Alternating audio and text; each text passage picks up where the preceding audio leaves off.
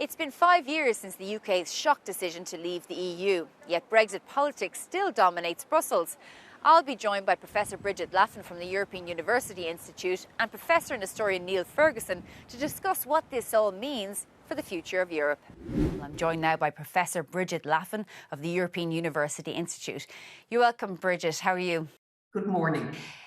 So first of all, what do you think? Is Brexit going to be a historic decision? What will the implications be, I think, in maybe 20 or 30 years' time? Will it be a defining moment for the EU and Britain?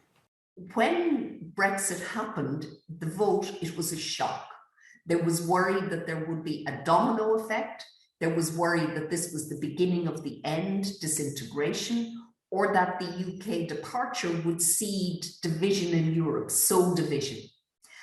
And that's not what has happened. In fact, the EU has been very united, very consistent in how it's handled Brexit, and is determined to continue. So from an EU point of view, Brexit is a loss. It would be much better for the EU if the UK was a member state, but given the choice of the UK to leave, that is respected. But it will not be allowed impact long-term on where the EU goes. It has, in fact, made it more difficult for what I would call the hard Eurosceptics across Europe, because suddenly even Marine Le Pen is not arguing for French exit, or Salvini is not arguing for Italy to leave the euro. So I think the long-term, yes, it's a loss. It's a geopolitical loss. It means the EU has to handle an unruly neighbour, but will it actually act as a brake on the European project, or what the 27 or a larger EU decides to do? I don't think so. Would you see an independent Scotland easily being accepted as an EU member state? I think it would be complicated, as always, enlargement, but they meet the criteria. They are pro-European, and I think they would join with relative ease. But for example, the Spanish government wouldn't necessarily object because if a referendum was a legitimate one. No, I don't think the Spanish government can, because the only way Scotland re-enters the EU is as an independent state. It's not like Catalonia, which the Madrid is determined will not be independent. So I think there is no way that Spain could legitimately veto Scottish membership of the EU. Perfect. Okay, Professor Brigid Laffan, thank you very much for joining us on Global Conversation. Thank you. I'm joined now by Professor and historian Neil Ferguson. Neil, you're welcome. Good to be with you, Shona. So tell us, first of all, will Brexit be regarded as a sort of a historic event? Well, of course it will. After all, to turn away after 50 years from the European project was a major shift in the trajectory of British politics. But I think the greater significance of Brexit lies in the fact that it removes from the remaining 27 members one of the major obstacles to further integration, which was the UK. Remember, the UK of all member states was the most resistant to fiscal integration, to greater shifts in the direction of a federal Europe.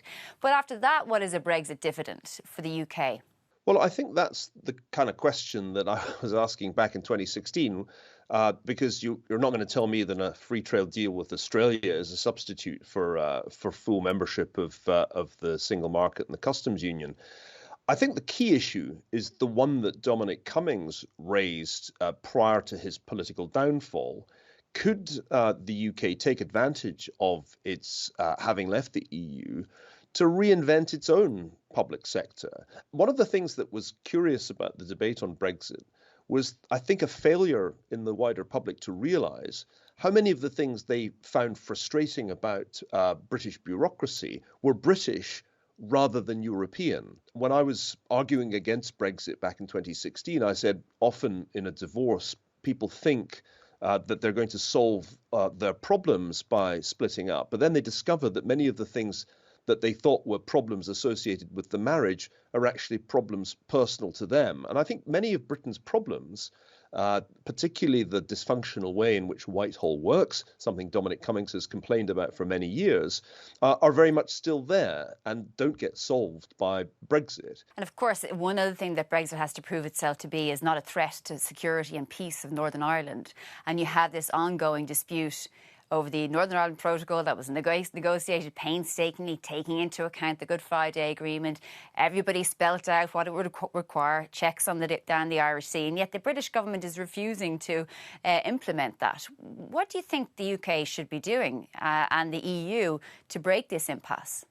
Well, it's very difficult to offer a quick fix to that. It was always going to be a very, very tricky problem to which there wouldn't be a solution that satisfied all sides.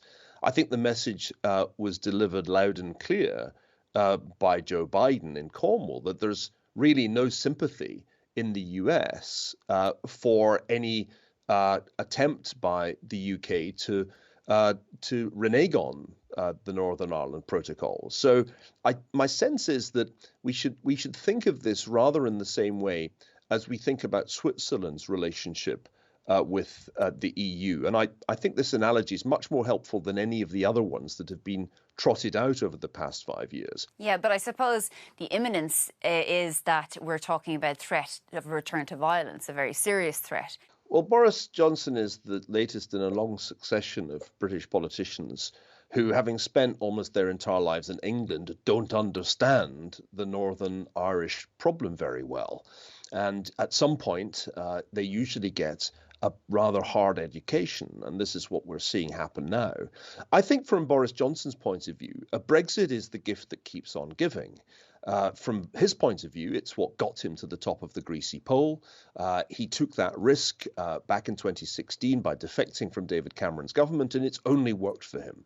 And he's noticed, and this is really important, that what plays well in the north of England guarantees his continuing position of dominance. As long as that's the case, Boris is not going to mind if he stirs the pot and causes feathers to fly in Northern Ireland, because politically it's much, much less important to him. This is risk-taking, as you rightly imply. It could lead to some resumption of the troubles that we all remember with a heavy heart. Professor Ferguson, thank you very much for joining us on the Global Conversation. Thanks, Shona.